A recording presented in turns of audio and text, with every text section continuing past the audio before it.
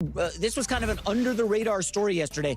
So the Browns, they restructured Myles Garrett's trade, and Browns fans are looking into it, and they're like, wait, what exactly is going on here with this contract?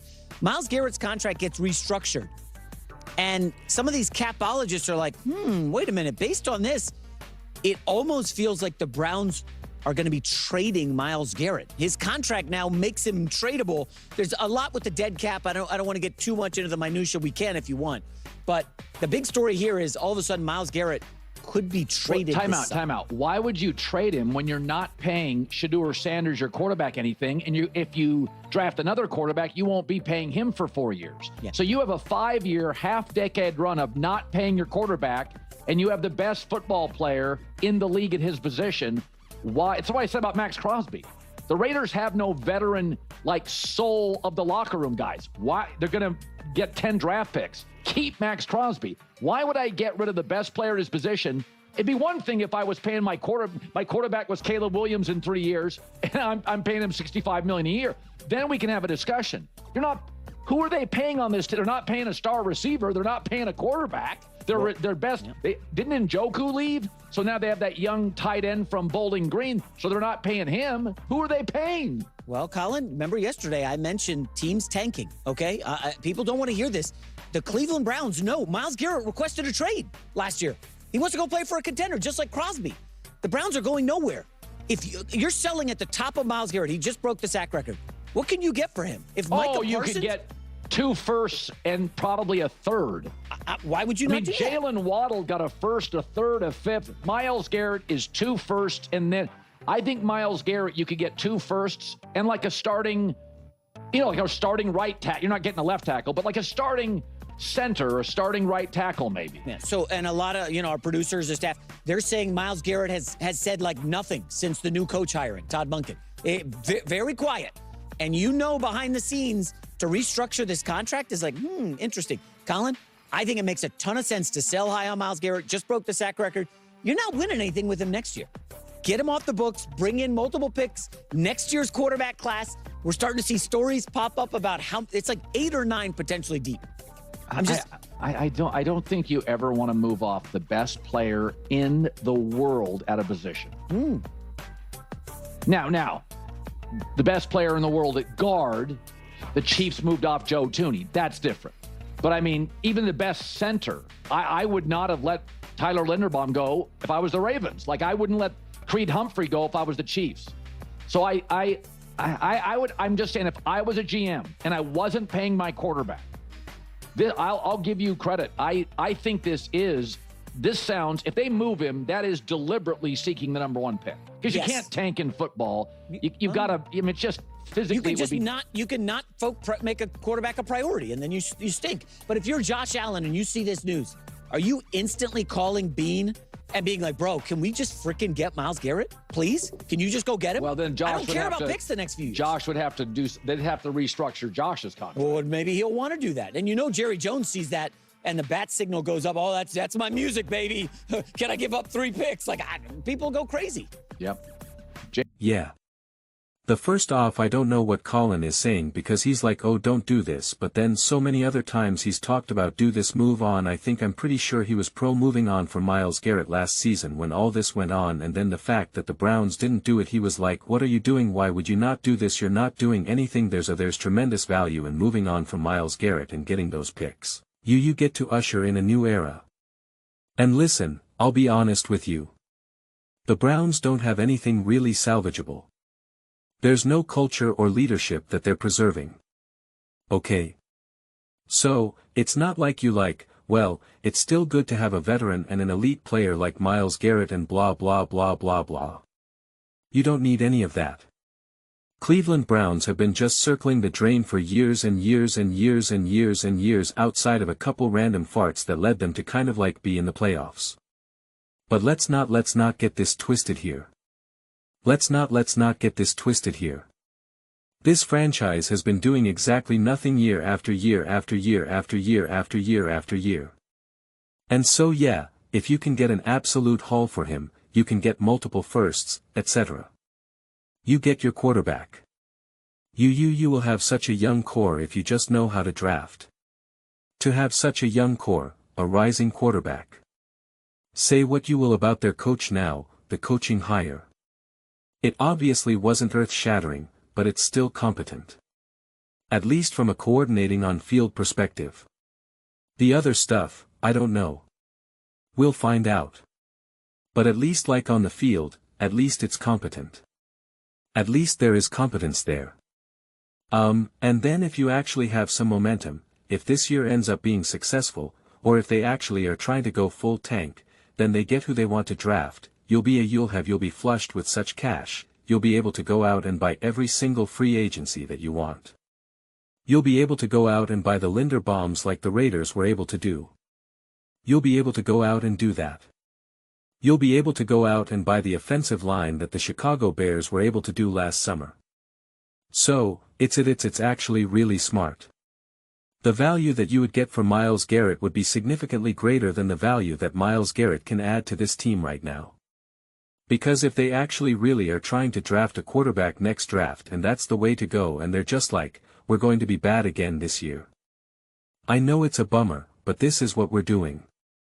If that's the case, then by the time Myles Garrett can make an impact on this team, it's literally going to be another 2 years from now, and that's overpay.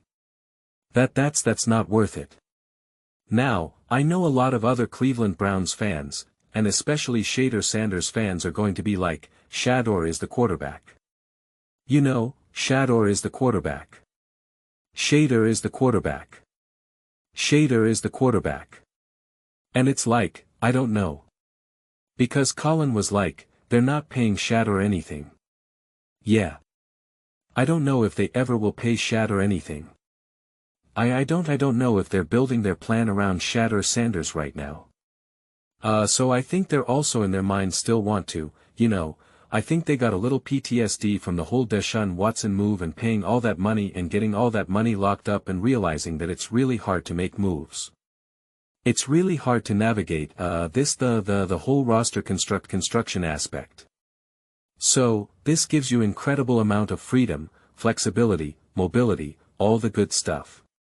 The only thing is that because this broke a couple days ago that this happened and the Browns came out and said, we're not trading him. We're not trading him.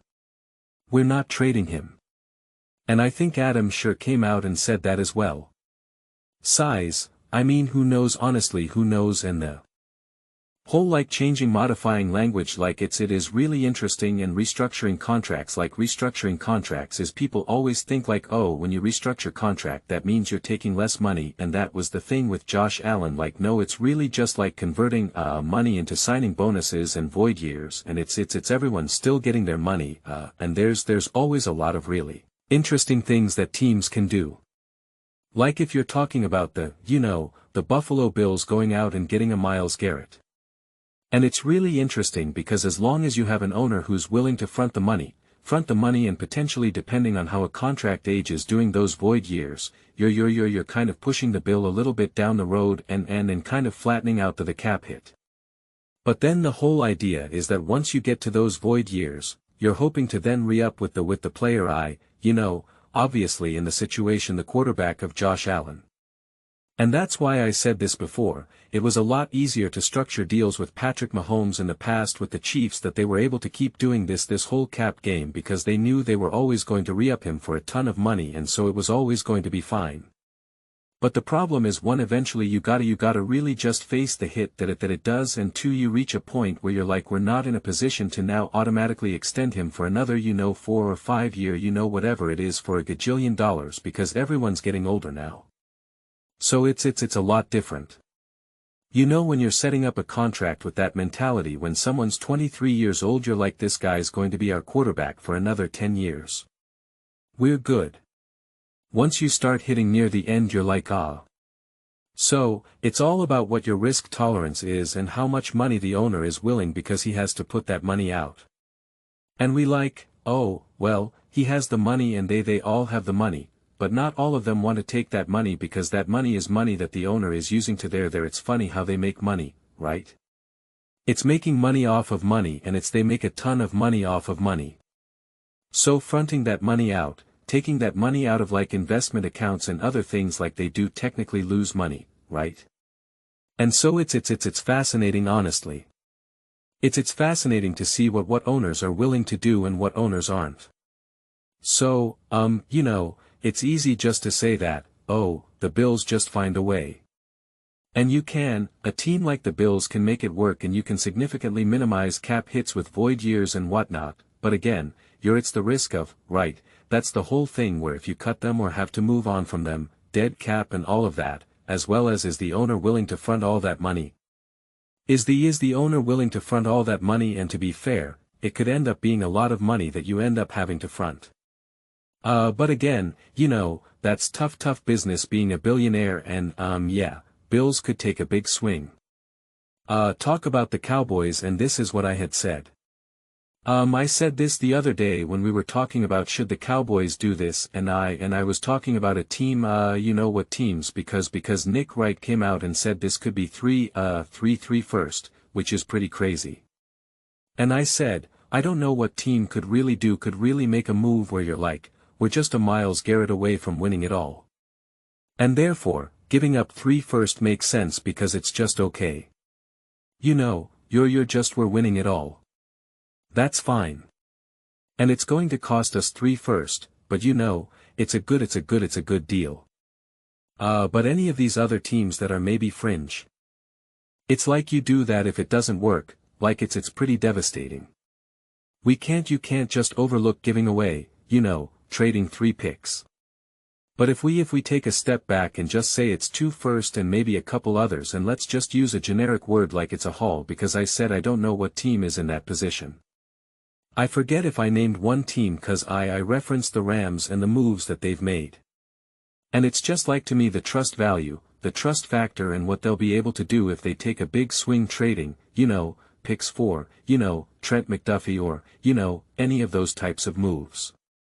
I'm like, that makes sense because of the timeline with Matthew Stafford, because of the established success that they've had and the fact that they were literally like just a fraction away from winning it all. They beat Seattle. Do we think they're losing to Los Angeles Rams? Probably not. Excuse losing to Los Angeles Rams. Losing to New England Patriots? Probably not. I can't say that with the Buffalo Bills. As someone who's obviously a massive believer in Josh Allen and the Buffalo Bills, I can't bring that same level of energy. And as much as I want to see them go all in and enhance and optimize this offense with Josh Allen, the defense has consistently let down the Buffalo Bills. And obviously 21 and 23 and 24, even 25, we could say Josh and it's just like Bo Nix was absolutely cooking. Absolutely cooking. And so you do take a big swing. If you take a big swing and I don't even want to say mortgage, you leverage your future and you do restructure some with Josh Allen. So, you're giving first round picks and you're now dealing with a heftier it won't be dead cap because you're not cutting Josh Allen, but you're fronting more money and you're pushing money down the road that will make it harder in say 2029 or something, but you bring in a Myles Garrett and now you have the potential to have a true impact defense. A game-wrecking defense. I don't know. It's interesting. It's definitely thought-provoking the idea that if you can play a playoff game where the defense can be a legitimate genuine force that can actually make something happen. And then now you got Brady as the head coach and then obviously Josh Allen, DJ Moore, Cook, etc. Yeah, man. And it's a big swing. What's frustrating is you just wish that you would be able to get a Myles Garrett like this in free agency and then if I would, then you'd pay all the money in the world. But you just got to figure out how willing you are with the draft capital. But I think at this point if you could trade 2 firsts and a third and you can make the money work. I think any of the issues with the money down the road I think is worth it. And if you give up 2 first, which would be this year and next year I think at that point that's totally fair. The Dallas Cowboys for that conversation. The Dallas Cowboys were going to have to give up a pretty decent pick, and I think it was going to potentially have to be 2F, like the way how what Nick was floating was like 2 first this draft and then another first, and I'm just like, I don't know if that's worth it at that point. But if you're talking about the Buffalo Bills drafting the bottom 4 picks or so, this year and next year, and you get that with a Myles Garrett and then you give up like a third or something. I think there's tremendous value in that. I think there's tremendous value in that. You're obviously not getting anyone who's going to make as much of an impact as Myles Garrett would in day 1, right, in the draft. So like that's fine. And again, if you give up the 1 first this year and maybe try to structure it to the 3rd the next year, although I'm sure they'll probably want it to be the 3rd this year, you get Myles Garrett. You're anticipating obviously the next year that you're going to draft poorly again. You know, have a draft order, be ideally 32nd. But I do think that out of all the other teams, cause I was really trying to think in real time the other day when I was making the first things first Myles Garrett clip, I was really trying to think like what teams. I would at this point, if I'm looking at it's like not the Eagles, not the Ravens, not the Chiefs, not the Cowboys. The Rams have already made their swings. They've already done that. Obviously not the Seahawks, although the Seahawks really wanted to try to say we are going to have just the most impenetrable defense imaginable. I mean, you could do that. But the Seahawks would actually be thought-provoking to make an even more dominant defense, but again, I don't think realistically they're going to do that. But kind of interesting, but I feel like the most realistic team that could make a move would be the Buffalo Bills. Again, not the Broncos. They've already took their swing. Yeah. I mean, what other team is like legitimately right on the cusp? Could make the argument the Patriots, but they got to fortify their offense, not their defense. Yeah. I mean, I think then if you're looking at a team, you're looking at your quarterback situation, you're looking at how close you've been to winning it at all. What type of swing do you need to take? This could be the move for the Buffalo Bills. There's I see the argument. I see the path and I see the value and I see the risk not being as heavy as maybe meets the eye. Those are just my thoughts. I'd absolutely love to hear yours. What do you guys all think about potentially the Cleveland Browns trading Myles Garrett and the Buffalo Bills being the team? Just saying, give me. Let me know your thoughts. I read every single comment. It's whether you agree with me or disagree with me. Either way, let's get to some discussions. Let's get to some fights. But ultimately, let's just have some fun. And please do consider subscribing. We're building an amazing community here and absolutely love to see you part of it. I want to build something that we all genuinely feel connected to. Something that we're really excited to be a part of. I think we're well on our way to doing it. Please don't forget to give this video a thumbs up as it really does help visibility and the algorithm. Thank you so much.